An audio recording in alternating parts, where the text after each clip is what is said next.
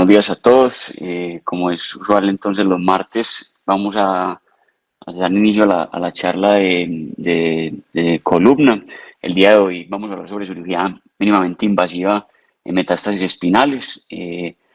Vamos a empezar hablando un poco sobre las generalidades. Esto es algo, temas que ya hemos mencionado.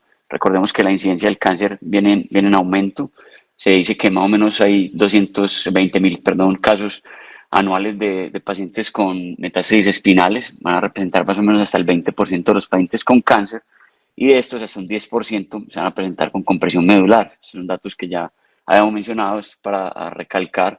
En el año posterior al diagnóstico de estos pacientes con metástasis espinales, hasta la mitad pueden haber muerto, y las tasas de complicación posterior al tratamiento con cirugía puede ser tan alta como el 40%. Algo importante a recalcar aquí es que la morbilidad posterior al tratamiento conservador no es diferente a la cirugía. La única diferencia serían, pues como tal, desde el punto de vista de las complicaciones. Entonces, estos pacientes, a pesar de que no se operen, pueden tener altas tasas de morbilidad dado por compresión medular o inestabilidad a largo plazo. Entonces, para empezar un poco esta revisión, recordemos, este sería como un paciente típico de cáncer. Recordemos que son pacientes ancianos, la mayoría mayores de 55 años, caquéticos, tienen aumento del catabolismo, disminución en la ingesta, son inmunosuprimidos, tienen, pues, digamos, una serie de factores que hacen que esta respuesta inmunológica sea menor, por lo que tienen un mayor riesgo de complicaciones. Esta desnutrición hace que tengan una hipoalbuminemia, la cicatrización se disminuye. A su vez, la mayoría de las veces van a recibir tratamientos adyuvantes como quimioterapia, esteroides, radiación, y esto va a hacer que en general la cicatrización de las heridas de estos pacientes no sea la mejor,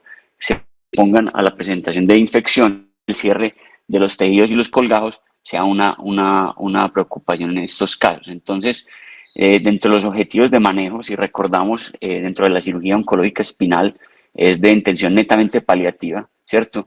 En estos casos, a no ser de que se presente un paciente con una enfermedad oligometastásica y una metástasis única con ausencia de metástasis en otros órganos, que uno pensaría pues en una opción curativa. De lo contrario, la mayoría de los casos nos enfrentamos a intenciones paliativas que buscan es aliviar el dolor, mantener o recuperar esa función neurológica, lograr un control local del tumor y control de la estabilidad espinal y mejorar la calidad de vida.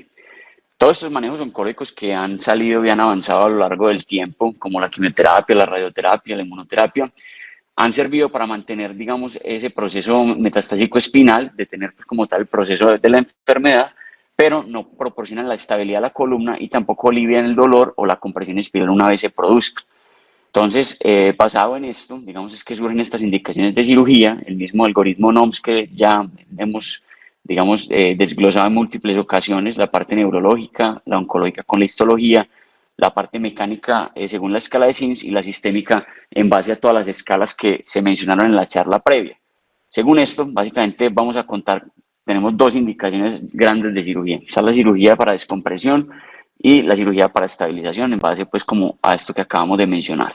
Digamos que el momento inicial o ideal, perdón, a la cirugía debe ser idealmente antes de la radioterapia, en la medida de lo posible, antes de que se produzcan las fracturas patológicas y mientras el paciente aún esté neurológicamente intacto. Entonces aquí es donde vienen como estos principios de la cirugía oncológica mínimamente invasiva espinal, eso es por sus siglas pues en inglés, y básicamente busca estos mismos objetivos de descompresión y estabilización de las abordajes tradicionales, con control pues del tumor, pero tratando de lograrlo a través de corredores quirúrgicos más pequeños que minimizan el dolor y la morbilidad operatoria. Básicamente el principio básico de la cirugía mínimamente invasiva en estos escenarios va a ser disminuir la huella quirúrgica, y esto se logra, digamos, a través de estas diferentes técnicas. Como vamos a ver a lo largo de la charla, este tipo de abordajes va a tener esta serie de beneficios. Va a reducir la duración de la hospitalización, mejora la rehabilitación, favorece el inicio de una radioterapia más temprana y en general disminuye el riesgo de complicaciones. Entonces tenemos cuatro grandes pilares del manejo mínimamente invasivo en los pacientes oncológicos. Primero, la descompresión en diferentes formas pues, de abordajes. En estos casos de descompresión pues mínimamente invasiva, estabilización mediante la fijación percutánea, las técnicas de aumentación vertebral y algunos procedimientos ablativos. Entonces, para empezar como hablando un poco de cada uno de ellos, empezamos con la descompresión.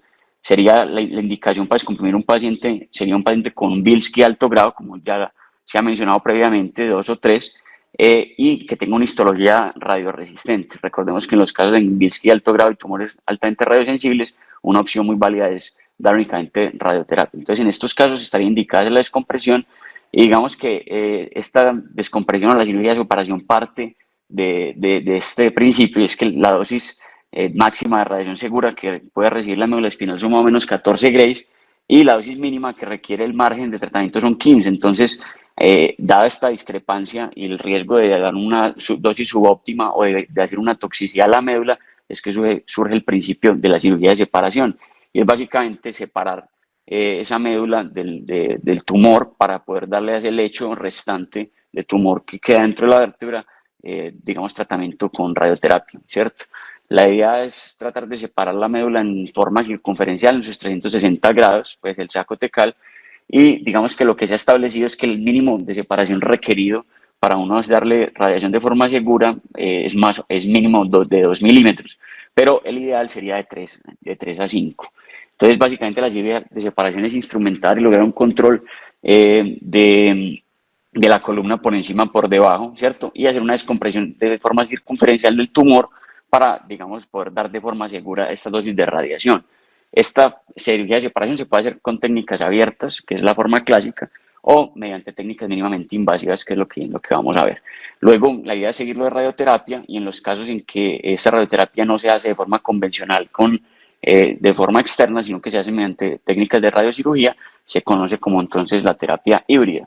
Acá este es un estudio retrospectivo que tomó una revisión de la literatura de la evidencia de 10 años de World Neurosurgery, y gente la traigo es para mirar la diferencia que tenemos en sobrevida en comparando la terapia híbrida con la radioterapia externa, pues convencional. Entonces vemos que la terapia híbrida tiene unas tasas de sobrevida que van al año hasta el 78%, comparadas apenas con un 48% con las tasas de radiación externa. Esto también, digamos, se basa en los estudios originales del doctor Pachel, que fue uno de los primeros pues, en identificar el beneficio pues, de la cirugía de separación en la cirugía oncológica. Entonces, una vez ya realizada la cirugía de separación, digamos que surge la pregunta de cuál es el momento ideal para ese inicio de la radioterapia posoperatoria. Entonces, aquí traigo una serie de artículos partiendo pues como cronológicamente. Esta es una revisión del Journal Internacional de Oncología del 2009, y básicamente se plantea dos escenarios. El paciente que tiene una metástasis espinal y ya fue llevado a radioterapia y luego requiere cirugía, y el caso contrario, el paciente que se le realiza una cirugía y ya luego nosotros queremos ir a hacerle pues una radioterapia, pues que sería el caso de la cirugía de separación. Básicamente se estudiaron múltiples artículos que tomaron en revisión de todos estos múltiples pacientes, y básicamente los principios se basan en las fases de la cicatrización de la herida. Entonces recordemos que la herida tiene 3 fases de cicatrización: una fase inflamatoria, una proliferativa y una de remodelación. Cada una de ellas va a estar dada por unos principios de cicatrización dentro del tejido celular, y va a tener unos días para llevarse a cabo. En las primeras 2 fases, vamos a la fase inflamatoria hasta el 4.º día y la proliferativa hasta el 21.º día. Estas 2 primeras etapas son las etapas más importantes dentro de la cicatrización del tejido, y son las etapas que son más sensibles a la radiación. Entonces, es en el sitio en donde está mayor riesgo de presentarse las complicaciones y presentarse una mala cicatrización en caso de radioterapia en estos casos. Básicamente en este primer ensayo, en esta primera revisión, la gran mayoría de los artículos son estudios de clase 3. En poco se menciona el tiempo preciso entre la cirugía, y en general los estudios únicamente que muestran pues como algún grado de evidencia es en los que la radioterapia y la cirugía se combinan, pero estos lo hacen después de la 4.ª semana, y en estos casos ya no había diferencias entre las complicaciones en las heridas. Entonces básicamente nos da la primera luz, y esto es lo que se ha hecho de forma estándar a través de la historia, y es que después de la cirugía de separación, la radioterapia se inicia 4 a 6 semanas después de la cirugía, y en estos casos generalmente las complicaciones no son diferentes. En algunos estudios experimentales en animales y en algunos reportes de caso, se evidenciaba que aquellos que eran sometidos a cirugía una semana después de la radioterapia eran los que mayor riesgo de complicaciones tenían. Esto da, digamos, el inicio para tratar de seguir continuando con este análisis de la literatura. Entonces, este siguiente estudio es del 2018, es básicamente del Journal de Spine Surgery. Fue una encuesta realizada a 87 radioterapeutas oncólogos y 27 cirujanos de columna. Y se le dieron una serie de preguntas en cuanto a cuál era el mejor momento del inicio de la radioterapia en relación a la cirugía y de forma viceversa. Entonces, en general, la mayoría de los radioterapeutas oncólogos trataban un volumen de metástasis espinales superiores a 20 y el 50% de los cirujanos de columna que fueron, pues digamos, que mandaron respuestas a esta entrevista tuvieron una serie de manejo pues, de pacientes oncológicos superior a 30. En general, cuando se habla de la cirugía luego de haber recibido ya radioterapia, entonces los pacientes que requieren una cirugía luego de que recibió ya la dosis inicial pues, de radiación, en general los cirujanos tienden a esperar, o digamos la mayoría de ellos, la decisión fue esperar 4 semanas de forma segura para iniciar el tratamiento. Mientras que los radioterapeutas oncólogos tendrían a ser más agresivos. Obviamente, pues ellos no estaban expuestos a las complicaciones de las heridas de forma tan frecuente, por lo que la mayoría de ellos optaban por el manejo más temprano. En cuanto a la radiocirugía, digamos que los cirujanos sí fue diferente y ellos tendían a ver la radiocirugía como algo más segura, ya que la dosis usualmente en la radiocirugía se da guiada por imagen y se preservan las estructuras de la piel, los tejidos subcutáneos generalmente. Entonces, recordemos que la dosis que se le da está enfocada más que todo al lecho y en estos casos en teoría sería un poco más seguro iniciarla de forma más temprana. En cuanto al contexto de la viceversa, entonces cuando el paciente ya se le hizo la cirugía de separación y yo quiero iniciar la radioterapia, este fue el escenario en donde digamos hubo más concordancia entre ambos grupos. Los radioterapeutas oncólogos como los cirujanos dieron una buena medida de que el tiempo ideal era más o menos 2 semanas. En cuanto a radiocirugía, el cirujano tendría a estimarlo como más seguro de forma más temprana. Entonces, este siguiente artículo ya es del Journal de Oncología Europeo del 2020 y básicamente es una revisión sistemática que tomó 41 artículos y básicamente evalúa esa asociación entre la radioterapia pre y postoperatoria en cuanto a mediciones de complicaciones con la herida y busca tratar de definir ese intervalo de seguridad. Entonces, básicamente, ¿cuáles son las conclusiones? El intervalo de seguridad que se ha determinado son más o menos 2 semanas, este sería el tiempo mínimo y óptimo entre radioterapia y cirugía o de forma viceversa. Digamos que en caso de que se opte por una radiocirugía y no una radioterapia convencional, del tiempo, el rango de intervalo de tiempo se podría reducir hasta los 7 días. En los pacientes que ya recibieron algún tipo de radiación y no han sido sometidos a cirugía y luego se tienen que llevar a ella, digamos que el rango de tiempo de seguridad va hasta los 12 meses. Se ha visto que después de los 12, específicamente los 6, las complicaciones por desarrollo de complicaciones tardías asociadas a la radiación se empiezan a desarrollar. Entonces estos pacientes que ya se irradiaron una vez, después de 6 meses el riesgo de complicaciones con la herida aumenta. Lo que sí se sabe y lo que sí digamos se ha demostrado es que la radioterapia postoperatoria tiene menos riesgo de complicaciones que la radioterapia de forma preoperatoria. Entonces, por eso siempre es ideal tratar de irradiar al paciente luego de la cirugía.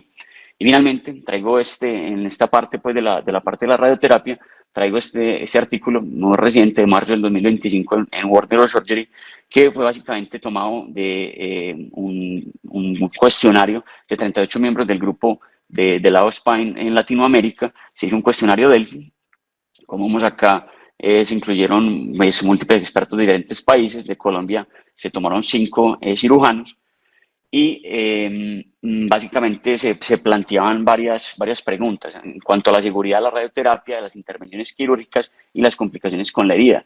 Y acá lo que se buscaba ver era cuál era el consenso general de todos estos expertos en cómo era como el mejor momento. Entonces, ¿qué vemos acá? Que hubo un consenso general superior al 96%, la mayoría de ellos llegan al consenso de que la cirugía no se debería iniciar sino pues, al tiempo que debería esperar con prudencia era de 14 días, que es básicamente lo mismo que hemos desglosado a través pues, del recuento histórico hasta ahora. Un factor que ellos, digamos, asociaron como el más importante al riesgo de complicaciones una vez sus pacientes se sometían a radioterapia era el pobre estado nutricional. La mayoría de ellos, el 97%, llegaron a este consenso. En cuanto al abordaje, a los riesgos, se determinó que los abordajes por vía posterior y las reintervenciones obviamente se asociaban a mayor riesgo de complicaciones Y algo pues interesante acá es que la cirugía mínimamente invasiva fue para ellos como un límite en la que la cirugía se podía iniciar de forma más segura hasta los 14 días. Lo otro era el sitio del abordaje quirúrgico. Los abordajes en los sitios de la unión, ¿cierto? Lo que era la unión toracolumbar, la unión cérvico-torácica y la unión lumbos, la parte sacra, eran los sitios que se percibió por consenso con mayor riesgo. A su vez, los abordajes posteriores eran los que también se consideró como mayor riesgo, siendo los abordajes anteriores y laterales como de riesgo más bajo de complicaciones. Y lo otro interesante es en cuanto al manejo de la herida, ellos determinaron que el tipo de tejido, el tipo de sutura más seguro a utilizar eran las suturas no absorbibles, específicamente el nylon, y el tipo de sutura realizado eran suturas discontinuas en forma de cruzado americano, pues, que es el tipo pues, de sutura que se llegó al consenso que era más segura. Como hacer como un resumen de lo que sería el inicio de la radioterapia posoperatoria en base a lo que tenemos entonces de la evidencia, es que en cirugía mínimamente invasiva uno podría irse hasta las 2 a 3 semanas de forma segura. En cirugía abierta, la idea es esperar hasta las 4 o 6 semanas, y en los casos de cirugía posterior a la radioterapia, el mínimo sería de 2 semanas. Cuanto ya hablando un poco de las técnicas mínimamente invasivas en descompresión, básicamente buscamos hacer este tipo de cirugía de separación mediante técnicas tubulares.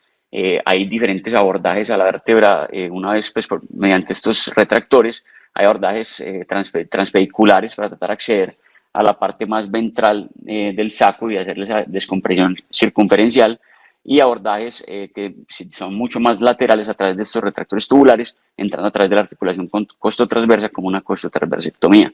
En algunos casos uno puede combinar los dos abordajes para tratar una resección completa circunferencial de la porción ventral del tumor epidural.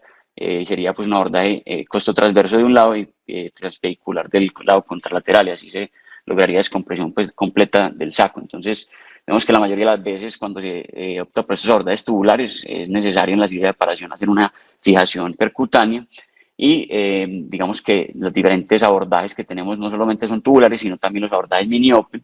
Recordemos que el abordaje mini-open básicamente no quiere decir que la incisión en la piel va a ser más pequeña, sino lo que sucede de ahí hacia adentro. Entonces, los tejidos faciales y el grado de retracción y de disección que ocurre, se respeta mucho más estos tejidos, y por eso, digamos, las tasas de complicaciones, como vamos a ver, son mucho menores. Entonces, digamos, qué artículos han comparado estas técnicas mínimamente invasivas con las cirugías, con las técnicas abiertas? Hay diferentes estudios a lo largo de la literatura, ¿cierto? Hay revisiones sistemáticas, estas del 2021, y este metaanálisis del 2021 de World Neurosurgery es como la evidencia más sólida que traigo acá a la revisión. Y básicamente, en términos de recuperación neurológica y de mejoría de los pacientes del déficit, tanto la cirugía abierta como la cirugía mínimamente invasiva logra una buena recuperación neurológica sin, digamos, una predilección de una por otra.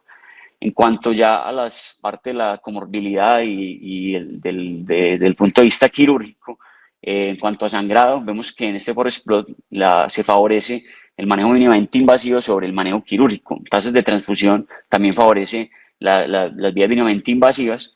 El tiempo operatorio realmente no es muy diferente entre los dos grupos, pero en cuestiones de estancia hospitalaria se favorece también el abordaje mínimamente invasivo. Entonces vemos que son pacientes que de base oncológicos vulnerables, donde la cirugía mínimamente invasiva puede brindar todas estas alternativas de mayor seguridad para tratar de reducir estas complicaciones. El siguiente pilar del manejo mínimamente invasivo en estos pacientes sería la estabilización percutánea. ¿Cuáles serían las indicaciones? Entonces, como ya lo hemos mencionado, la inestabilidad aislada dada por puntajes del CINS, y el complemento básicamente en una cirugía descompresiva por cirugía de separación. Serían como grandes rasgos las dos indicaciones. Recordar que los torillos percutáneos son como el caballo de batalla de la cirugía mínimamente invasiva de columna oncológica. En caso de que haya compromiso osteolítico o osteoporosis, la idea sería cementarlo, tratar de aumentar, pues, utilizar aumentación para disminuir las tasas de falla del material. Y recordar también que en este tipo de fusiones percutáneas no se realiza pues hay un error, no es una fusión, se busca básicamente una fijación. Entonces recordar que en pacientes que la expectativa de vida o la esperanza de vida es muy alta, o en los que digamos uno busca casi que una estrategia curativa, como mencioné al inicio, probablemente no sería el candidato ideal a una mínima invasión. El paciente con una enfermedad oligometastásica en el que yo quiero básicamente resecarle y darle una opción curativa, yo debería buscar, idealmente es una fusión, entonces debería utilizar injerto, que esencialmente en la técnica mínimamente invasiva no se utiliza. Tercer pilar serían los procedimientos ablativos. Hay diferentes estrategias. ¿Cuál sería como la indicación a llevar a un paciente a un procedimiento ablativo? Es el paciente que requiere manejo del dolor, en donde está contraindicado o no responde a la radioterapia. Entonces tenemos diferentes estrategias. La primera ya es la radiofrecuencia. Esta va a utilizar básicamente calor que se pasa a través de un electrodo hasta el tumor. Esto se dirige de forma percutánea con una aguja especial, pues una Jamshid estándar, y básicamente hay diferentes tipos de estrategias en el mercado, como el sistema STAR o el sistema OsteoCool, diferentes casas comerciales, que buscan es introducir este electrodo hasta el sitio donde se encuentra el tumor y generar un daño, pues una necrosis por calor, este daño pues por radiofrecuencia, básicamente logrando un control local del tumor y en estos casos mejorando el dolor de los pacientes. Luego posteriormente se puede complementar con cemento o cifoplastia en la diferente, pues dependiendo del tipo de sistema que se utilice. Hay otros sistemas pues, de ablación, como la crioblación. Esto es otro tipo de ablación térmica. Este ya utilizas, es frío y un gradiente de presión osmótico para lograr el daño, la necrosis del tumor, y así lograr pues, el control de este mismo y generar también el control del dolor. La diferencia de este con la radiofrecuencia es que en teoría uno podría ver el margen, tratado mediante estudios imagenológicos y así, digamos, delimitar la extensión de qué tanto tengo que tratar yo, qué tanto traté. Hay otras técnicas que, por ejemplo, la de microondas, estas usualmente se extrapolan de cirugía oncológica en otros órganos, por ejemplo, la cirugía oncológica hepatobiliar, se utiliza en hígado, y básicamente se basa en la polaridad de las moléculas de agua. Estas microondas oscilan cierto número de veces por segundo, y eso genera fricción de esas moléculas. Esto va a llevar acá al calor y finalmente a la necrosis por coagulación. Siempre se va a ser guiado por TAC, y generalmente el problema que tiene es que no es no es visible pues en tiempo real como los otros sistemas. El otro sistema de ablación sería el SLIT o la terapia termal y el láser intersticial espinal. Básicamente esta requiere de mayor tecnología, los insumos y es mucho más costosa, requiere el uso de resonancia intraoperatoria, requiere unos marcadores cutáneos específicos para la localización y requiere entonces esta monitoría en tiempo real mediante fluoroscopia, así como resonancia. Requiere también unas cánulas especiales y básicamente lo que se ingresa es como una Jamshid hacia el cuerpo vertebral. Estando ya ahí, se hace una navegación con elementos pues, intraoperatorios para estimar el área de sección del control de tumor local, y se activa este láser para tratar de hacer el control pues, como tal de este tumor. Hay varias revisiones que han tratado de demostrar qué tan efectiva es esta terapia. Esta terapia, en conjunto con la radioterapia, se ha demostrado que no es inferior a la terapia híbrida en cuanto al control local del tumor, y tiene inclusive menores tasas de complicaciones. Sin embargo, vemos que no está indicada en todos los casos. Hay unas indicaciones específicas para tratar de pensar en una terapia con láser termal, y son tumores usualmente dorsales, que no haya déficit motor, tumores hasta Bilski grado 1C, que el tumor esté contenido por detrás del ligamento longitudinal posterior, y en casos de pacientes pues, con alto riesgo para la cirugía serían como las indicaciones realmente para este tipo de intervenciones. Y finalmente tenemos el cuarto pilar del manejo mínimamente invasivo, que serían las técnicas de aumentación. En general, la indicación para uno llevar a un paciente a una técnica de aumentación es aquel paciente que es mal candidato quirúrgico a una cirugía mayor, pero que tiene un dolor incapacitante secundario a esta fractura patológica, pero no tiene ningún grado de compresión epidural. Entonces tenemos varias alternativas. Está la vertebroplastia y la cifoplastia. Estas técnicas se pueden utilizar de forma aislada o en conjunto con otras técnicas, como hemos mencionado, técnicas ablativas sumadas a técnicas de aumentación, y a su vez, por ejemplo, técnicas de fijación sumadas a técnicas de aumentación. Por ejemplo, entonces, pacientes que requieren fijaciones y descompresiones por cirugía de separación, y que luego el lecho operatorio, luego la cirugía de separación, se quiere aumentar con esas técnicas de aumentación. Hay varias revisiones sistemáticas a lo largo de la literatura, y por ejemplo, traigo este metaanálisis que fue el más reciente que pude encontrar. Los más recientes, digamos, no son tan fáciles de acceder desde el punto de vista de las bases de datos. Claro, aclarar que hay unos metaanálisis más recientes, pero en general todos llegan a la misma conclusión, y es que este tipo de intervenciones, desde el punto de vista de los desenlaces en las escalas visual análogos y control del dolor en pacientes oncológicos, son superiores al control con placebo. En cuanto finalmente a mencionar algunos datos sobre las técnicas de navegación, las técnicas de navegación básicamente van de la mano con las técnicas mínimamente invasivas, ya que facilitan todo este tipo de técnicas, ¿cierto? Entonces tenemos diferentes formas de navegar estos pacientes. Hay desde las técnicas fluoroscópicas iniciales con navegación 2D, como navegación en tercera dimensión, mediante por ejemplo, el OARM o el AIRO, que es el sistema de Stryker.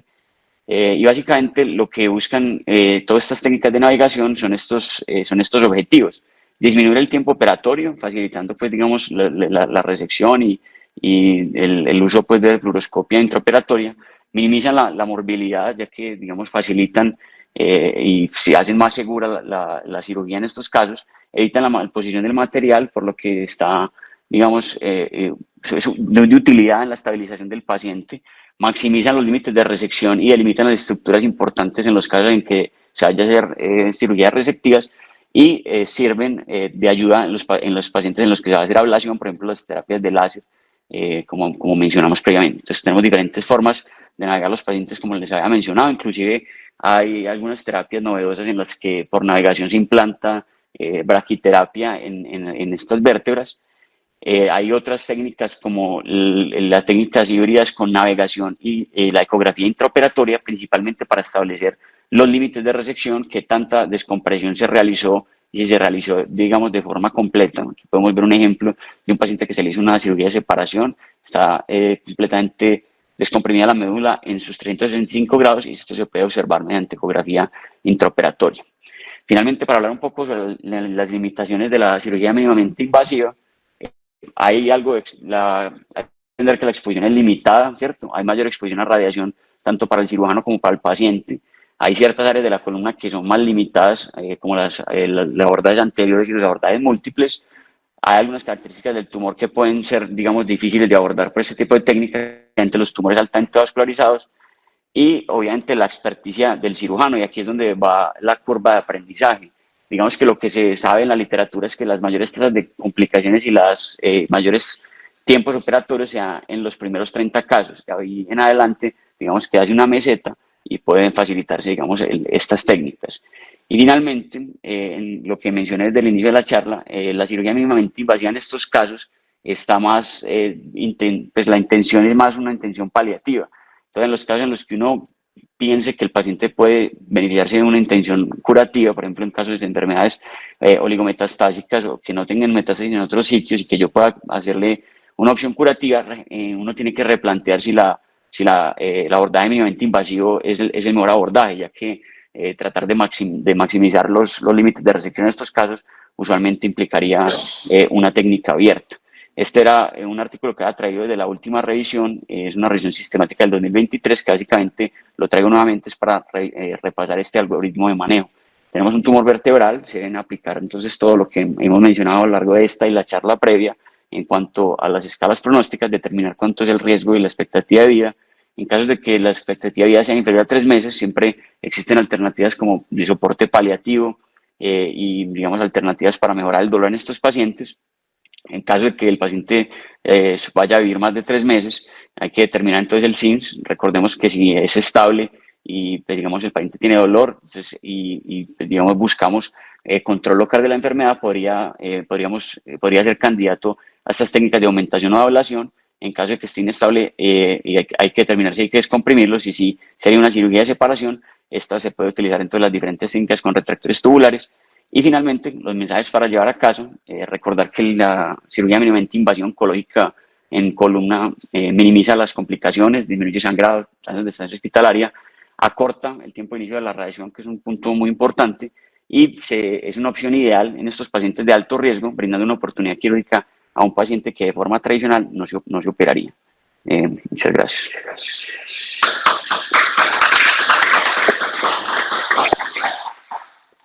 Santiago, yo tengo dos preguntas. La primera, yo no sé si me la puedes contestar, pero siempre he tenido la inquietud. La cirugía mínimamente invasiva no está inventada solamente para los tumores, sino que se está haciendo en enfermedad degenerativa. Y como no se usa injerto, vos lo dijiste claramente, no se persigue fusionar, sino fijar. Pero también dijiste que los pacientes tenían una sobrevida del 78% de un año. Entonces, en teoría, el material debería fallar a los 6 meses.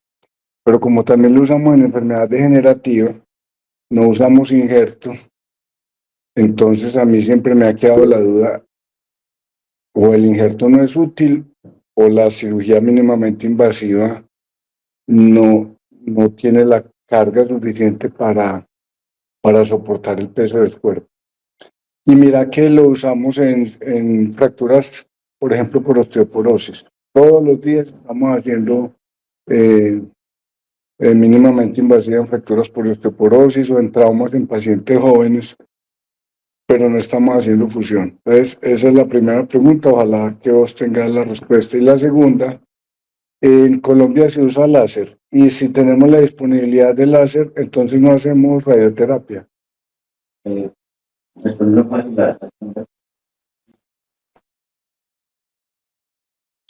Hasta donde tengo entendido, el láser, profe, no hay acá. Sí hay procedimientos ablativos. Aquí está el sistema STAR, de hecho se ha utilizado ya en algunos centros acá, la radiofrecuencia, pero no láser, la terapia intersticial láser, hasta donde tengo entendido, acá en Medellín no hay.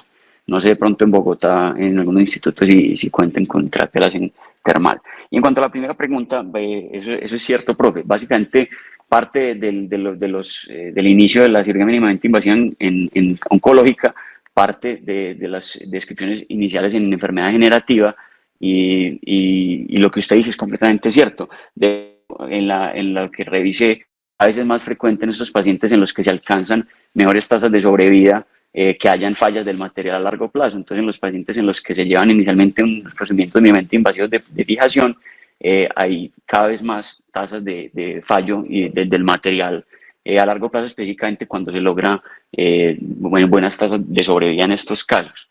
No sé si alguien más quiere pronto complementar esa. Sí, Julián quiere hablar. Julián, adelante. Buenos días para todos. ¿Se me escucha bien?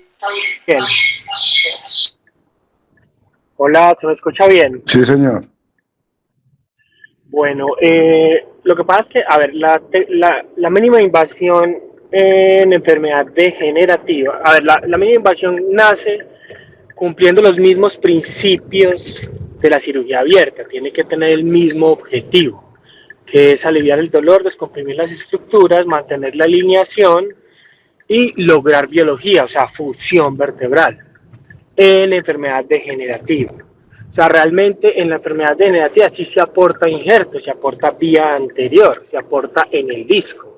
Un TLIP-MIS, se mete la caja con injerto y se pone injerto en el disco. Una corrección de una deformidad MIS se aporta con cajetines anteriores e injerto. En una fractura por osteoporosis, el injerto es la vértebra fracturada. Ya si se afloja el material, se retira y listo, ya se cumplió el objetivo que era que la vértebra se fusionara. En no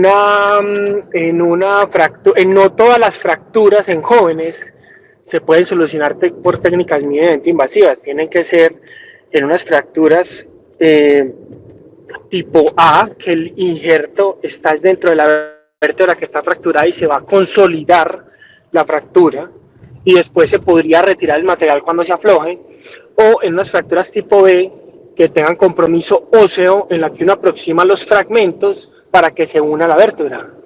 Entonces la fusión se tiene que dar, si no, o sea, no estaríamos cumpliendo los principios de la cirugía. En la enfermedad oncológica, el problema es que si aportas injerto luz radial, si no va a crecer el hueso. Entonces, se aplica la biomecánica del material.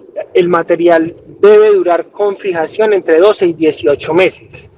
Entre 12 y 18 meses se puede dar la aflojación, se afloja el material, perdón. Pero si el paciente sobrevive más tiempo, ya se tiene que replantear el manejo, ¿sí? Si requiere fusión o no. pues el tema es la sobrevida, pero en mínima invasión los objetivos tienen que ser los mismos que la cirugía abierta, solo que en oncología no se pone injerto por la irradiación que no va a permitir crecimiento del hueso. Gracias, Juli. Felipe, Nacho, un comentario ahí. ¿A quién va a hablar? Adelante. Hola a todos. Para aclarar un poco el concepto de la cirugía MIS en deformidades, entonces recordemos que hay dos corrientes. El primer exponente es el doctor Lenke en cirugías abiertas. El doctor Lenke nunca hace cirugía mínimamente invasiva y a partir del año de 1998 el doctor Schwab empezó a hacer correcciones de deformidades por técnicas mínimamente invasivas.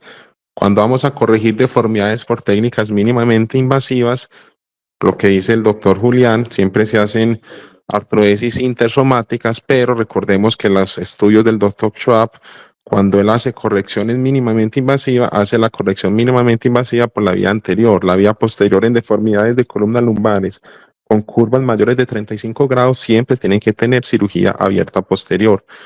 En caso de los pacientes con fracturas o cirugías mínimamente invasivas como un TLIF-MIS, recordemos que el TLIF-MIS solo se usa para fijar, no se hace para hacer artrodesis y no está recomendado en todos los pacientes. Al igual que las pacientes con fracturas que hacemos técnicamente mínimamente invasivas, cuando uno lee las descripciones y los estudios más grandes de las fracturas que se hacen tornillos percutáneos, la recomendación es retirar el material 1 o 2 años.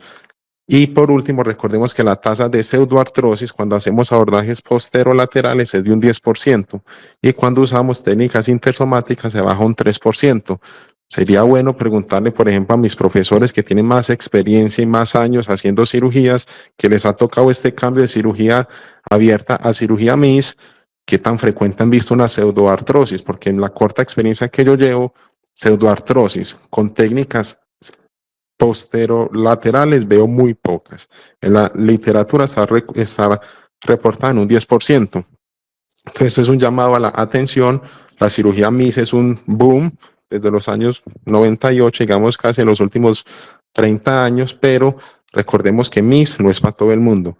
Santi, te felicito que aclaraste el concepto de MIS. MIS no es incisiones pequeñas, MIS es menor daño a los tejidos y lo más importante en cirugía MIS es el cirujano debe entender la anatomía cuando está viendo. Si tú haces una incisión de 2 centímetros y no entiendes, vas a cometer complicaciones.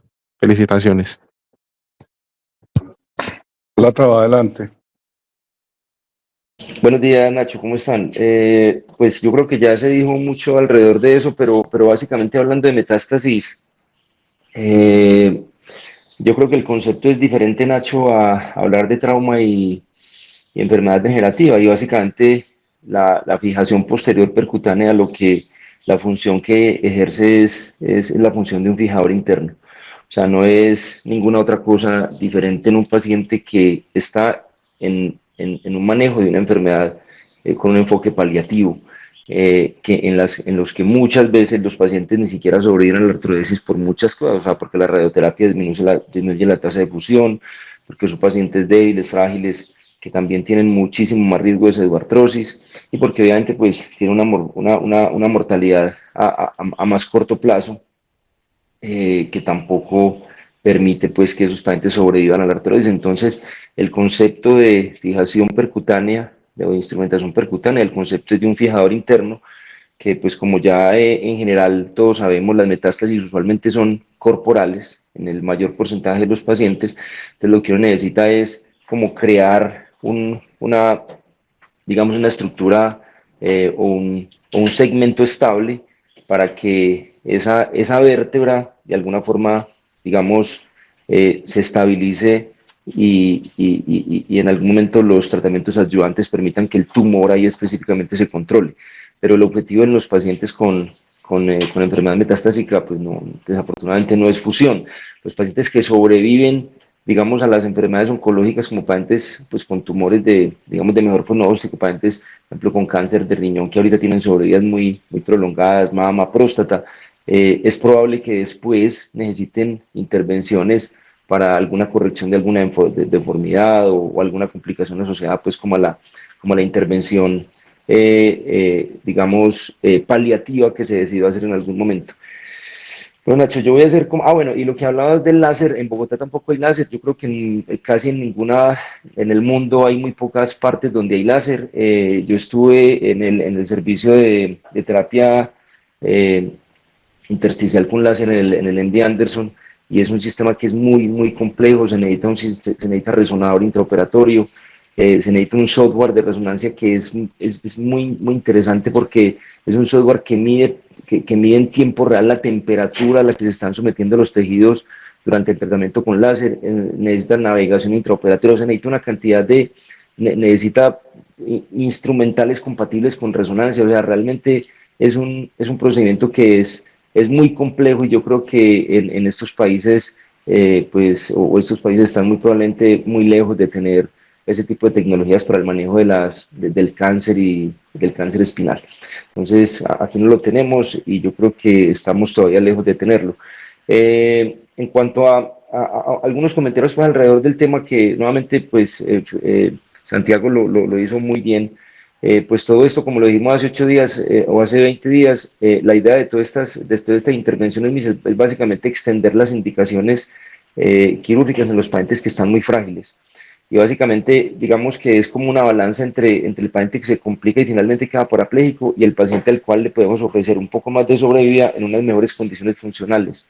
Porque ya sabemos que, pues obviamente, la paraplegia también aumenta la morbimortalidad, y como lo dijo muy bien Santiago, entre los pacientes que no se operan y los pacientes que se operan, muy probablemente a mediano plazo la mortalidad puede ser la misma cuando se comparan las complicaciones de la cirugía con las complicaciones de la paraplegia. Y en todo esto, pues finalmente lo que uno quiere es disminuir las complicaciones postoperatorias, considerando que son pacientes enfermos. Y una de las cosas más graves es la infección del sitio operatorio, que nosotros ya hemos visto que como pacientes, nosotros digamos que con una muy buena intención de manejo paliativo, los pacientes tienen una infección del sitio operatorio y ya prácticamente que eso da el traste con cualquier tipo de manejo, porque la infección del sitio operatorio aumenta la morbilidad, aplaza el tratamiento oncológico, y prácticamente que esa intervención que nosotros pretendíamos como paliativa era la última oportunidad que tenía el paciente. Y por ejemplo hemos visto pacientes con tumores agresivos como mieloma múltiple o pacientes con cáncer de pulmón que tienen lesiones líticas de progresión muy, muy acelerada, en que llegan con una sola lesión inestable, se infecta, lo hospitalizamos 15 días, 20 días, un mes, y al mes le hacemos una tomografía y ya todas las otras lesiones son inestables. Entonces el paciente pierde la oportunidad del manejo adyuvante cuando se complica después de un procedimiento de estos. Entonces, es tratar con todos estos procedimientos de disminuir, como ya hemos hablado, la huella quirúrgica y prolongar efectivamente la sobrevida de los pacientes con una mejor función, y obviamente pues tratar de disminuir la morbilidad, o sea, a todos los procedimientos. Hablo rápidamente de las reconstrucciones con cemento, que es una cosa interesante y que yo he hecho o así, antes lo hacía más, digamos que ahorita hacemos más fijaciones posteriores un poco más extensas y, y abordajes muy, digamos, muy centrados en el foco de compresión, pero las reconstrucciones de la columna anterior con cemento son muy útiles y son muy interesantes porque el abordaje es muy pequeño. O sea, cuando uno va a hacer una reconstrucción de un cuerpo vertebral vía posterior, cuando tiene que entrar por vía posterior, realmente la exposición tiene que ser muy grande, ¿cierto? Porque tienes que hacer una disección lateral y todo el asunto, pero cuando es una cirugía de separación y después hacer una reconstrucción con cemento, digamos que el abordaje es muy pequeño porque como el cemento es inyectado, pues generalmente no necesitas todo el espacio para meter un dispositivo que es de mucho volumen como como los reemplazos corporales. Bueno, no tengo nada más comentarios, no me quiero extender más, no sé si alguien más tiene comentarios. Muchas gracias. Gracias, Pablo. Profe, muchas gracias. Hola, yo tengo una última pregunta para Santi. Mostraste 2 metaanálisis que muestran la superioridad del MIS oncológico en sangrado y tiempo, dolor. ¿Cuándo consideras que no se debe hacer MIS en este tipo de patologías? En estos casos, bueno,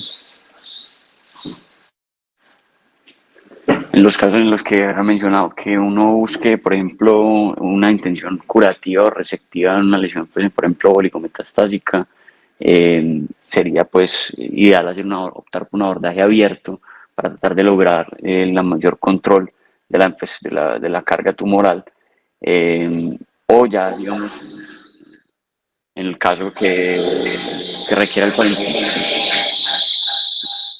¿Qué pasó ahí, profe?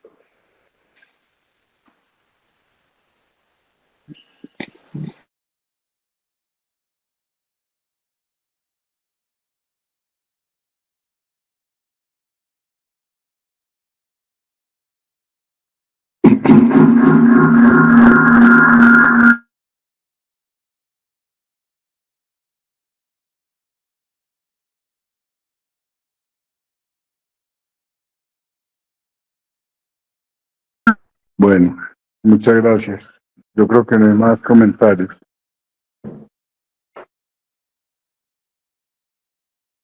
de Santiago.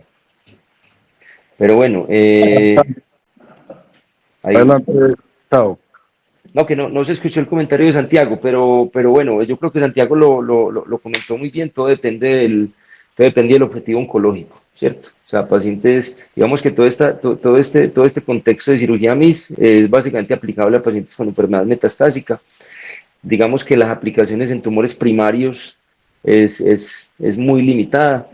Y básicamente eso depende de los objetivos oncológicos. En objetivos oncológicos paliativos, el MIS está claramente indicado en pacientes que necesitan cirugías y resecciones oncológicas amplias con márgenes de resección. Muy probablemente el MIS no cumple los objetivos.